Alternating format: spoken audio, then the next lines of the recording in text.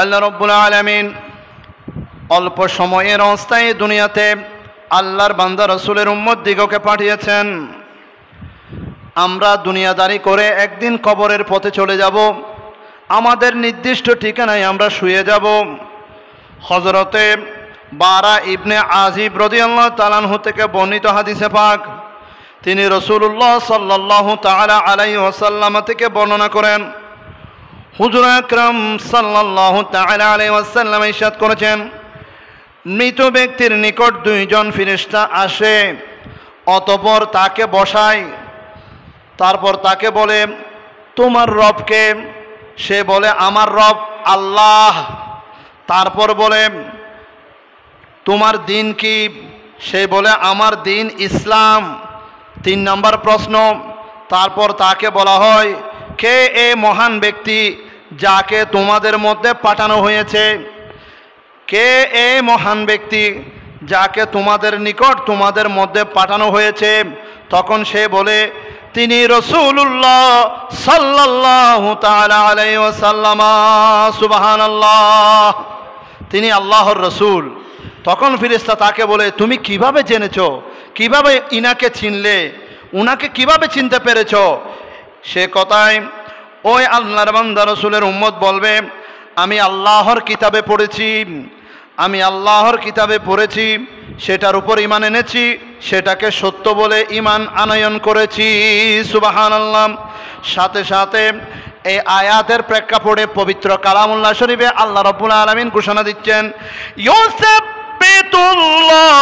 আল্লাযীনা আমানু বিল কওলিস সাবিতি ফিল হায়াতিদ দুনিয়া ওয়া ফিল আখিরাহ। সুবহানাল্লাহ। যারা আল্লাহর উপরে ঈমান আমল অটল করেছে, মজবুত করেছে, আল্লাহর উপর দৃঢ় বিশ্বাস রেখেছে, যারা ঈমান আনয়ন করেছে বিল কওলিস সাবিতি, এই কথার উপরে অটল থেকেছে, ফিল হায়াতিদ দুনিয়া ওয়াল আখিরাহ, দুনিয়া এবং আখিরাত আল্লাহর সৃষ্টি, এবং দুনিয়া এবং আখিরাতে যা কিছু আমরা পাচ্ছি, দেখছি, পড়ছি, আমরা যা কিছু শুনছি আল্লাহর কোরআনের মধ্যে সব বাস্তব, সব সত্য। এই সত্যকে যারা মেনে নিয়েছে আল্লাহ তাদেরকে নেককার জান্নাতি বলে ঘোষণা দিয়েছেন। সুবহানাল্লাহ। প্রিয় হাজিরিন, আল্লাহ রাসূল এরপর পরে অপর হাদিসের অংশ বিশেষে আরেকজন ওই জান্নাতীকে একই প্রশ্ন করা হলো।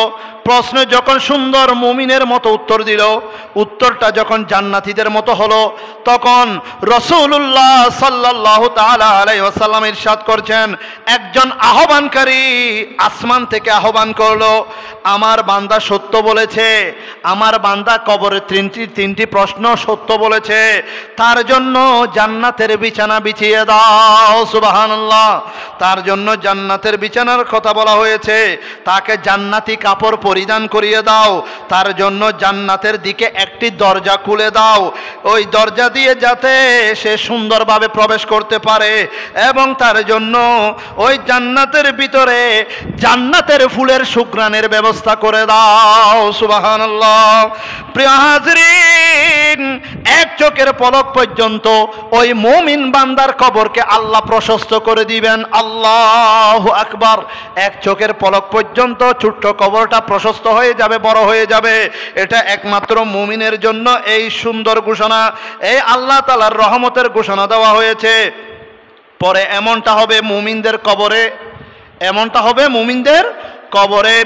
রয়ে গেল কাফির ব্যক্তির প্রশ্ন, কাফিরদের কি অবস্থা হবে? রাসূলুল্লাহ সাল্লাল্লাহু তাআলা আলাইহি সাল্লাম বলছেন, কাফিরের মৃত্যুর কথা উল্লেখ করে বলেন, কাফিরদের রূহ তবে শরীরে পুনরায় ফিরিয়ে দেওয়া হবে, কাফেরের রূহ শরীরে পুনরায় ফিরিয়ে দেওয়া হবে। অতঃপর তার নিকট দুইজন ফেরেশতা আসবে, তাকে বসাবে, এই জিজ্ঞাসা করবে তোমার রব কে? তোমার রব কে? তখন কাফের বলবে হায় হায় হায়, আমি তো কিছু জানি না, আমি তো কিছু জানতাম না, আগেও জানি না, এখনো জানি না। পরবর্তী জিজ্ঞাসা করা হবে, পরবর্তী প্রশ্ন, তোমার দিন কি? তখন সেই কথা শুনেও সে বলবে হাই হাই হাই, আমি তো কিছু জানি না। ফেরেশতা পুনরায় জিজ্ঞাসা করবে, এই মহান ব্যক্তিটিকে তখন তোমার নিকট প্রেরণ করা হয়েছিল, তোমাদের নিকট পাঠানো হয়েছিল ওই মহান ব্যক্তিটিকে। তখন সে বলবে হাই হাই, আমি তো কিছু জানি না। তখন আসমান থেকে একজন আহ্বানকারী বলবে, সে মিথ্যাবাদী, তাকে জাহান্নামের আগুনের দিকে বিছানা বিছিয়ে দাও। নাউজুবিল্লাহ, আল্লাহু আকবার। সে জাহান্নামী, সে মিথ্যাবাদী, তাকে জাহান্নামের আগুনের বিছানা বিছিয়ে দাও, আগুনের পোশাক পরিয়ে দাও, তার জন্য দুজকের একটি দরজা উন্মুক্ত করে দাও। রাসূলুল্লাহ সাল্লাল্লাহু আলাইহি ওয়াসাল্লাম বলেন, তাদের নিকট জাহান্নামের আগুনের ল্যাশ ক্ল্যাশ সহ্য আসতে থাকবে। জাহান্নামের বিভিন্ন আযাব আসতে থাকবে। কাফেরদের কবরকে ছোট্ট করে দেওয়া হবে, সংকীর্ণ করে দেওয়া হবে। তার এক পাশের পাঁজর অন্য পাশের পাঁজরের সাথে এমনভাবে চাপ দেওয়া হবে, এক হাড্ডি আরেক হাড্ডির ভিতরে ঢুকে যাবে। নাউজুবিল্লাহি মিন যালিক। অতঃপর জাহান্নামী কাফেরদের কবরের মধ্যে ওই রূহের আযাব দেওয়ার জন্য অন্ধ ও বুবা দুইটি ফেরেশতা নিয়োগ দেওয়া হবে। এখানে হাদিসে পাকে একজনের কথা বলা হয়েছে, অন্ধ ও বুবা ফেরেশতা নিয়োগ করা হবে, যার হাতে লোহার লাঠি থাকবে। লোহার লাঠি থাকবে, সেই লাঠি দিয়ে যদি পাহাড়ে আঘাত করা হয়, একটা পাহাড়ে আঘাত করলে সাথে সাথে ওই পাহাড়টা সমতল ভূমিতে জমিনের মতো পরিণত হয়ে যাবে। নাউজুবিল্লাহ, মাটির সাথে মিশে যাবে। এমন একটি লাঠি দেওয়া হবে, যে লাঠি দিয়ে যদি পাহাড়ে যদি বাড়ি দেওয়া হয়, পাহাড় সমতল মাটির সাথে জমিনে পরিণত হয়ে যাবে। নাউজুবিল্লাহ।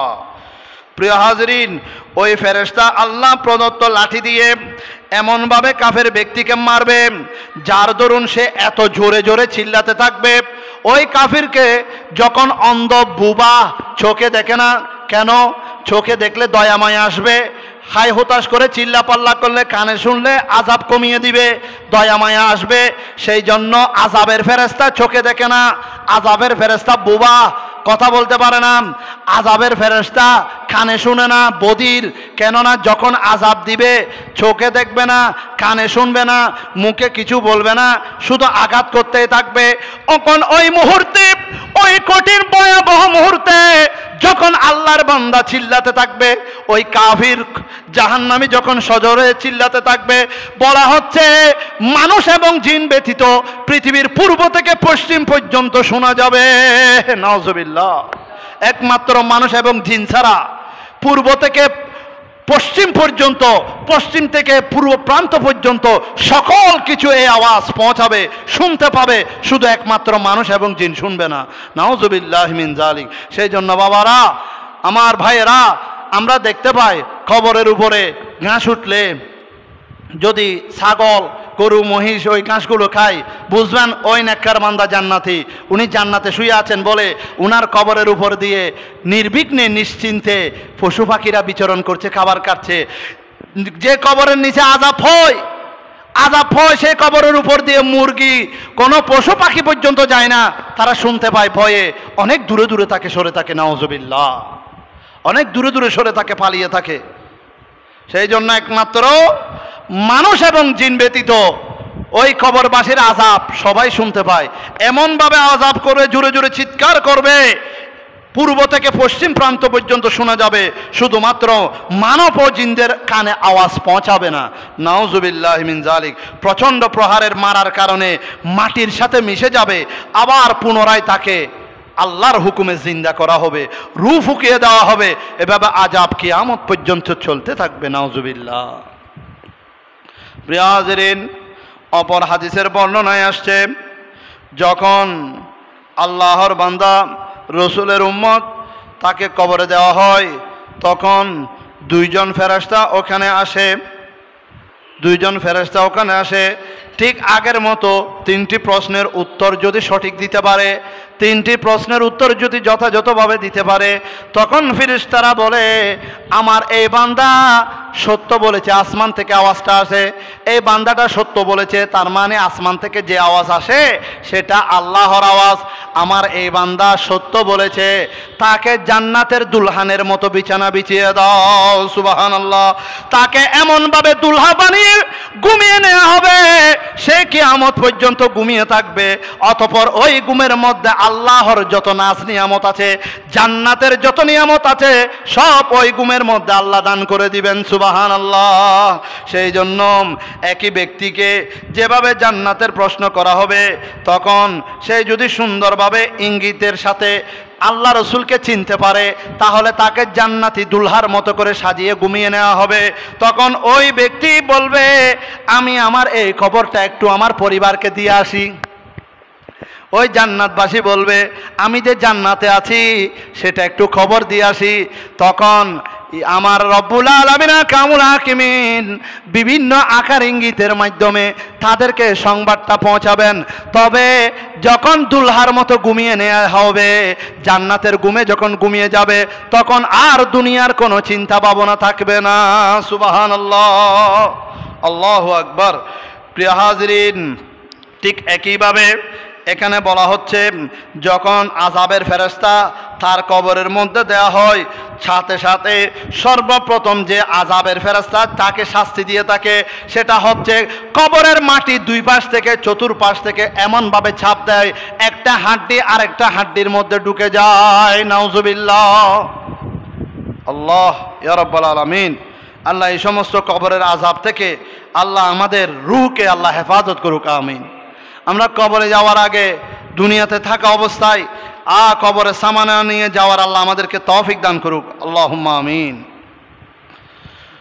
হযরতে আবু হুরায়রা রাদিয়াল্লাহু তাআলা আনহু থেকে বর্ণিত হাদিসে পাক, রাসূল আকরাম সাল্লাল্লাহু তাআলা আলাইহি ওয়াসাল্লাম ইরশাদ করেন, যখন মৃত ব্যক্তিকে দাফন করা হয়, তখন তার কাছে দুইজন কালো বর্ণের ও নীল চক্ষু বিশিষ্ট দুইজন ফেরেশতা আছে। কালো বর্ণের ও নীল চক্ষু বিশিষ্ট দুইজন ফেরেশতা আসে। একজনকে নাম রাখা হয়েছে মুনকার ও অপরজনের নাম রাখা হয়েছে নকির। তারা বলে, তুমি এই মহান ব্যক্তি সম্পর্কে কি বলতে পারো? বারবার খেয়াল করবেন, কবরের মধ্যে সবচাইতে বড় ইম্পর্টেন্ট প্রশ্ন হচ্ছে, আমার দয়াল নবীকে কারা চিনে? আমার দয়াল নবীকে কারা চিনে? আমার রাসূলুল্লাহ সাল্লাল্লাহু তাআলা সাল্লাম আমাদের দয়াল নবী, উম্মতের কান্ডারি নবী। এই কান্ডারি নবীকে কারা কারা চিনে? এটা বড় ইম্পর্টেন্ট প্রশ্ন। আমি যাব কবরেতে, কেউ তো যাবে না, 2-3 দিন কান্দার পরে মনে রাখবে না। আমরা যাব কবরেতে, কেউ তো যাবে না, 2-3 দিন কান্দার পরে কেহ কাঁদবে না। উম্মতের মায়ায় নবী আছেন কান্দিতে, উম্মতের মায়ায় নবী আছেন কান্দিতে। মোদের জন্য কান্দেন নবী ওই মদিনাতে, মোদের জন্য কান্দেন নবী ওই মদিনাতে। দিন রাত কান্দি শুধু নবীকে পেতে, দিন রাত কান্দি শুধু নবীকে পেতে। মোদের জন্য কান্দেন নবী ওই মদিনাতে, মোদের জন্য কান্দেন নবী ওই মদিনাতে। সালাতুনিয়া।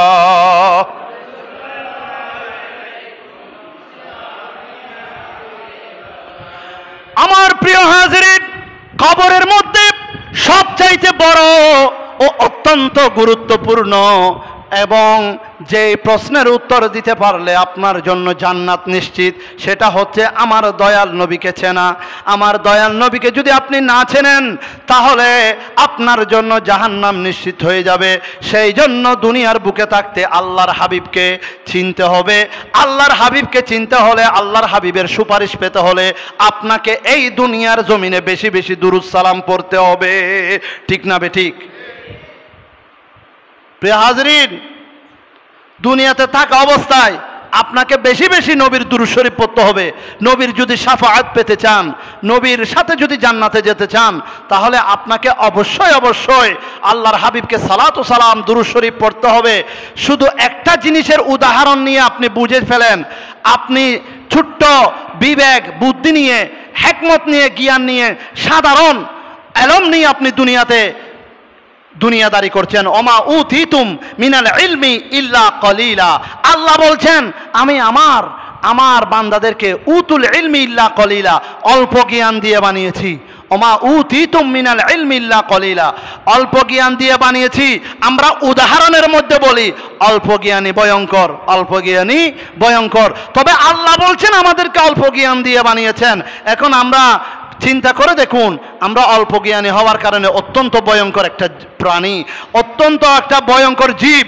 কেন? উদাহরণ নিন, দেখুন আমরা মধু পোকা চিনি, আমরা মধু পোকা চিনি, আমরা ভ্রমরও চিনি। চিনি না চিনি? ও আরা মধু পোকাও চিনি, ভ্রমরও চিনি। মধু পোকা, মৌচাকের মধ্যে মধু থাকলে এগুলি আমাদের হাজারো রোগের শেফা। মধু পোকা মৌচাক বাঁধে, বাসা বাঁধে, ওইটাকে মধুর মৌচাক বলা হয়। আর বেউরে যখন বাসা বাঁধে, ওইটা আশেপাশে কেউ যেতে চায় না। যদি 19-20 হয়, এমন কামড়াবে, কামড় চুড়ে খবরের ভিতরে চলে যাবে। মধু পোকা কামড়ালেও বিষাক্ত, ভ্রমর কামড়ালেও বিষাক্ত।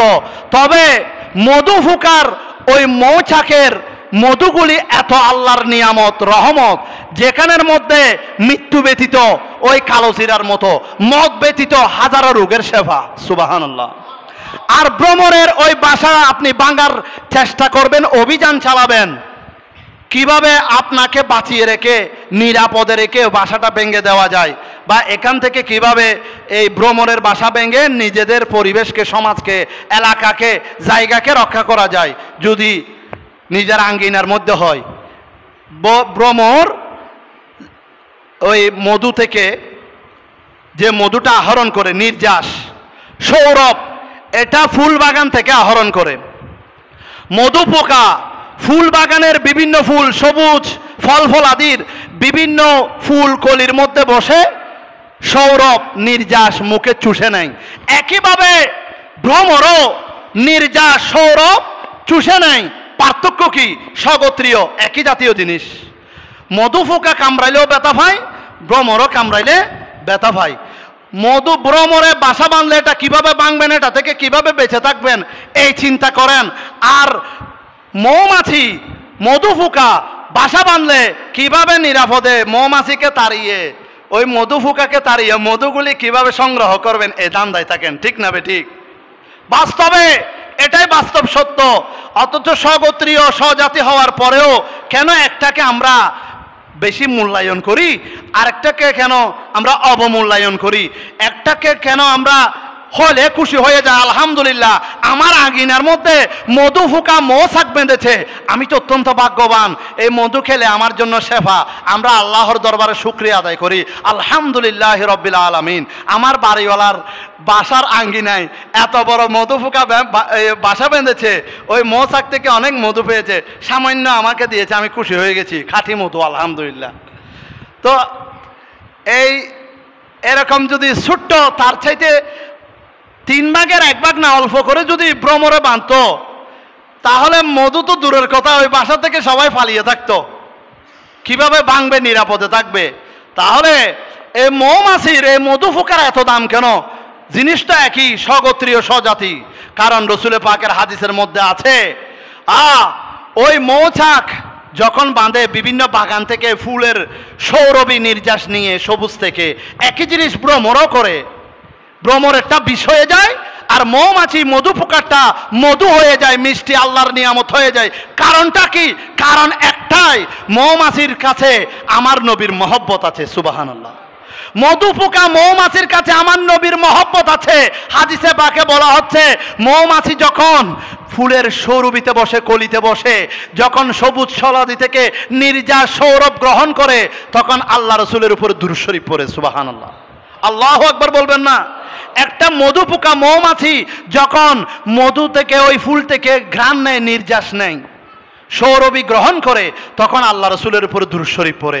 যার কারণে সেই মধু আমাদের জন্য শেফা, সেই সৌরভী নির্যাস আমাদের জন্য হাজার রোগের শেফা হয়ে যায়।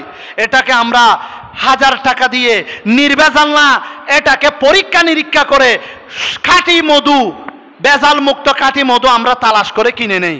দামি হলে দাম, 1000 টাকা দাম।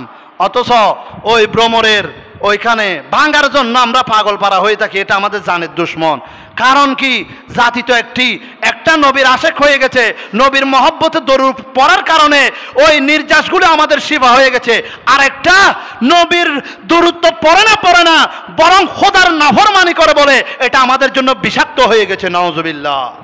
প্রিয় হাজরিন, সেই জন্য বান্দাদের মধ্যেও 2 প্রকারের বান্দা আছে, যাদের কলবে নবীর মহব্বত আছে, তাদের জিন্দেগির সকল ইবাদত দিয়ে যখন কবরে যাবে নবীর সুপারিশ পাবে, নবীকে কবরে চিনবে। আর যাদের ইবাদতের মধ্যে নবীর মহব্বত নাই, লৌকিকতার রিয়া, শুধু লোক দেখানো ইবাদত, আল্লাহ এবং রসুলকে রাজি করার জন্য নয়, শুধু নবীর মহব্বত ছাড়া এমনি দুনিয়াকে আলহাজি, আমি নামাজি, গাজী, আমি দানি, এগুলি বলার জন্য ইবাদত করেছে।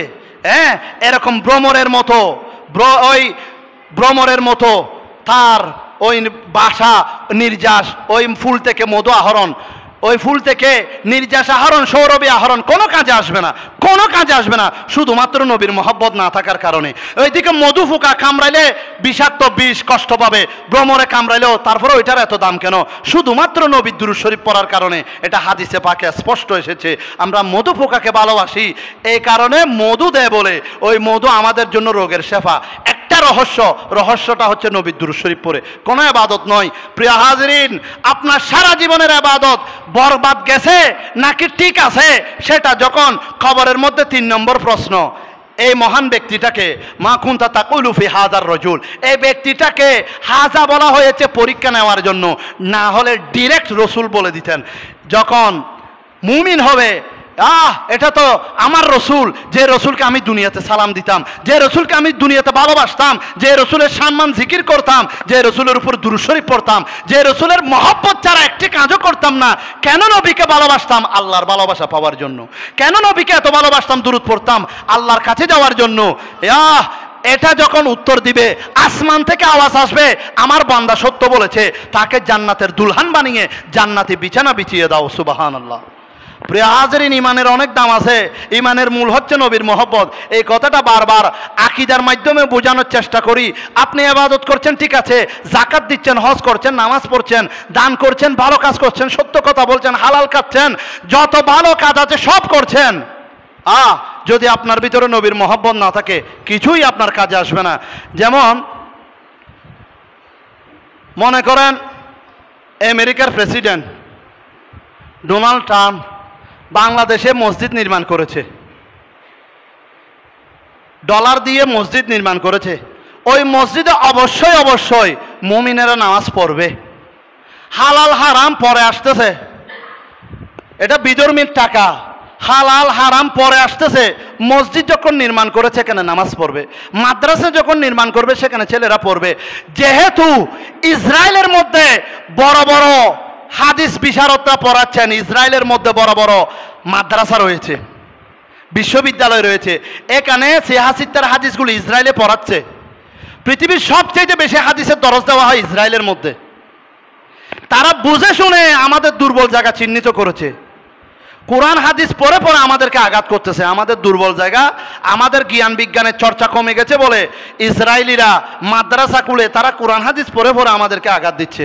তো এখন শুনুন, আমেরিকার প্রেসিডেন্ট এখানে মসজিদ নির্মাণ করেছে।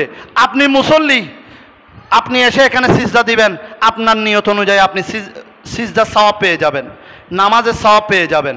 তবে এখানে ডোনাল্ড ট্রাম্পের কোনো সওয়াব পাবে অংশ আছে? এই মসজিদ 100টা বান্ধি দেখ, 1000টা বান্ধি দেখে জান্নাতে যাবে? তো যাবে না কেন? মসজিদ বাঁধা তো ভালো কাজ, মসজিদ বাঁধা তো ভালো কাজ, ইবাদতের কাজ। মুসলমানের মসজিদ বেঁধে দিয়েছে, মাদ্রাসা নির্মাণ করে দিয়েছে, বিভিন্ন রকমের ওই আশ্রয়স্থল, কেন্দ্রস্থল করে দিয়েছে, যেন ঘূর্ণিঝড় হলে এখানে আশ্রয় নিতে পারে। হ্যাঁ, এরকম ভালো ভালো এনজিও সংস্থার মাধ্যমে বিধর্মীরা, ইয়াহুদি নসরারা অনেক অনেক ভালো কাজ করছে, যেটা আমাদের মুসলমানদের চাইতেও বেশি। তাদের ইউনিটি মজবুত, আমাদের মুসলমানদের ইউনিটি দুর্বল। একজন আরেকজনকে গালাগালি গালাজ করে, একজনের ক্ষমতা আরেকজনে কিভাবে খর্ব করবে, একজন কিভাবে আরেকজনের চাইতে বড় হয়ে বাদশাগিরি করবে, এগুলি হিংসার মধ্যে আছে মুসলমান। আর তাদের ইউনিটি এত শক্ত, একজনের কথা ছাড়া আরেকজনের দুই কদমও দেয় না। তো প্রিয় হাজরিন, 100টা 1000টা যদি ডোনাল্ড ট্রাম্পের টাকা দিয়ে বাংলাদেশে মসজিদ নির্মাণ করা হয়, মুসল্লি বরাবরই সওয়াব পাবে। তবে এখানে ডোনাল্ড ট্রাম্পের কিছুই নাই। কেন নাই? তার ঈমান নাই, সোজা কথা। তার কি নাই? ঈমান নাই। ঈমান ছাড়া যতই ভালো কাজ করুক কোনো কাজে আসবে না। আমাদের দেশে ভারতের মধ্যে 1 নাম্বার ডাক্তার দেবী শেঠি। এই দেবী শেঠি বলে এখানে অনেক ভালো ভালো হিন্দু ডাক্তার আছে তোমাদের দেশে। এখানের মধ্যে আমাদের বোয়ালখালীর একজন প্রদীপ কুমার দত্ত মেডিকেলের লাইফ কেয়ারে বসে, অনেক ভালো ডাক্তার। এরকম বলে ওনার সিরিয়াল পাইতে কষ্ট, ভালো ডাক্তার আছে। তো যখন বোয়ালখালীর নিবাসী বা একজন শিক্ষিত সমাজ চিকিৎসা করতে আসে, যত্ন সহকারে চিকিৎসা করে যাতে ওনার মাধ্যমে জ্ঞান বিজ্ঞানের চর্চা হয়, সেবা করে, তো নিয়ত তো ভালো, কিন্তু আজীবন সেবা করে যাচ্ছে, মরে গেলে তার জন্য কিছু নাই, শুধুমাত্র ঈমান না থাকার কারণে। ঈমান এত দামি জিনিস, আপনি আমি এত উন্নয়ন করতে পারতেছি না, কল্যাণ করতে পারছি না, মানুষের উপকার করতে পারতেছি না। এই ডাক্তার, এই জ্ঞান বিজ্ঞানী ওই ইসরায়েলের মধ্যে বড় বড় মুহাদ্দিস পড়ে আছে, নাউজুবিল্লাহ, একটারও ঈমান নাই। বড় বড় মুহাদ্দিস সিয়াসিত্তার হাদিস পড়াচ্ছে, একটারও ঈমান নাই। সেই জন্য সুতরাং ঈমানের এত দাম বেশি। ঈমান হচ্ছে নবীর মহব্বত, নবীকে চেনা, নবীর সাথে লেগে থাকা, নবীরকে জান প্রাণ দিয়ে ভালোবাসা, এটার নাম ঈমান। সেই জন্য তো আমরা নবীর ক্ষেত্রে কার্পণ্য করি না। আপনি তো বখিল কৃপণ বলি তাকে, যে এক হতবার না হবাইলে, একখানা মেহমানদারি নগরলে, একখানা দুটিয়া হরস নগরলে, বখিল এলে আতরে শক্ত করি লাইলে। আমরা তো বলি তাকে বখিল, যে টাকা খরচ করতে কার্পণ্য করে, যে খাবার খাওয়াইতে কার্পণ্য করে, যে আত্মীয় স্বজনকের ক্ষেত্রে খরচ করতে কার্পণ্য করে, আমরা তাদেরকে বখিল বলি। আল্লাহ রসুলের হাদিস, পৃথিবীর সর্বোচ্চ বখিল হচ্ছে যে নবীর নাম শুনে নবীর উপরে দুরূদ শরীফ পড়ে নাই, নাউজুবিল্লাহ। যে নবীর নাম মুবারক শুনে নবীর উপরে সাল্লাল্লাহু আলাইহি ওয়াসাল্লাম বলে নাই, আসসালাতু ওয়াসসালামু আলাইকা সাইয়্যিদি ইয়া রাসূলুল্লাহ বলে নাই, যে নবীর নাম শুনে নবীকে দুরূদ শরীফ পড়ে নাই, সালাম দেয় নাই, পৃথিবীর সর্বশ্রেষ্ঠ বখিল হচ্ছে সে। অথচ আমাদের দৃষ্টিতে যে টাকা পয়সা খরচ করে না, দাওয়াত খাওয়ায় না, 2 টাকা খরচ করে না, এরকম হাতকে এরকম করে থাকে, তাদেরকে আমরা কি বলি? বখিল বলি।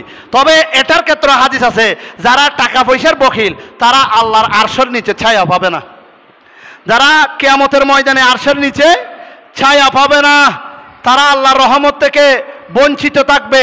সেই জন্য আপনার হালাল 1টি টাকা হলেও আপনি গরিব দুঃখী অসহায়কে দান করুন। আপনার প্রতিবেশী যারা অসহায় তাদেরকে মাসে, বছরে 6 মাসে একবার হলেও ভালো কিছু খাওয়ান। আপনার আত্মীয়তার বন্ধন মজবুত রাখুন, আত্মীয়দেরকে ভালোবাসুন, এলাকাবাসীকে ভালোবাসুন। কারণ আপনার শেষ বিদায়ের সাথী আপনার এলাকাবাসী। আপনাকে কাঁধে খাটিয়ে নিয়ে চোখের পানি ফেলে ফেলে আল্লাহ এবং রসুলের তলকিন করে করে আল্লাহু রব্বি মুহাম্মদ নবী সাল্লাল্লাহু তাআলা সাল্লাম বলে বলে কালমায়ে তয়্যিবা, কালমায়ে শাহাদাত পড়ে পড়ে মিল্লাতে আলা রাসূলিল্লাহ বলে বলে কবর দিবে, ওয়া আলা মিল্লাতে রাসূলিল্লাহ বলে বলে আপনাকে কবর দিবে। জানাজার সময় দোয়া করবে হাত তুলে। এই এলাকাবাসীদেরকে ভালোবাসুন, এদেরকে মহব্বত করুন, আপনার ঈমান আমল মজবুত থাকবে এবং আপনি সমাজে একজন ভালো মানুষ হিসেবে যখন খ্যাতি লাভ করবেন, আল্লাহ এবং রসুল আপনার জন্য জান্নাতে যাওয়ার রাস্তা সুন্দর করে দিবে, সহজ করে দিবে। প্রিয় হাজরিন, আমরা তো জান্নাতে যেতে পারি না নিজের চালাক চাতুরমির কারণে। আমরা বলি চালাক চতুর মানে যে, চালাক কাকে বলে? যা সুরা বুদ্ধি বেশি, অতিরিক্ত সুরা বুদ্ধি, যার বুদ্ধি জ্ঞান বুদ্ধি খারাপের দিকে খাটায় তাকে চালাক বলে। আর বুদ্ধিমান কাকে বলে? যার বিবেক বুদ্ধি দিয়ে অপরের উপকার করে, মাযহাব মিল্লাতের কাজে আসবে, দিন ইসলামের কাজে আসবে, সেই বিবেক বুদ্ধি যে ব্যয় করে তার জন্য আল্লাহ জান্নাতে অগ্রিম ঘর বেঁধে রাখবে, কারণ তার বিবেক বুদ্ধি দিয়ে আল্লাহর বান্দা রাসূলের উম্মত উপকৃত হয়েছে। আর যার বুদ্ধি দিয়ে, যার চাল চাতুরমির মাধ্যমে আরেকজন বিপদে পড়েছে, কষ্ট পেয়েছে, তার জন্য জাহান্নাম নিশ্চিত। এই মানুষের কলবের মধ্যে আল্লাহর ঘর, মুমিনের কলবের মধ্যে আল্লাহর বড় ঘর। আমাদেরকে সেই ঘরের খবর রাখার তৌফিক দান করুক, আমিন। ওয়া আখিরু দাওয়ানা আলহামদুলিল্লাহি রাব্বিল আলামিন। আসসালামু আলাইকুম ওয়া রাহমাতুল্লাহি ওয়া বারাকাতুহু।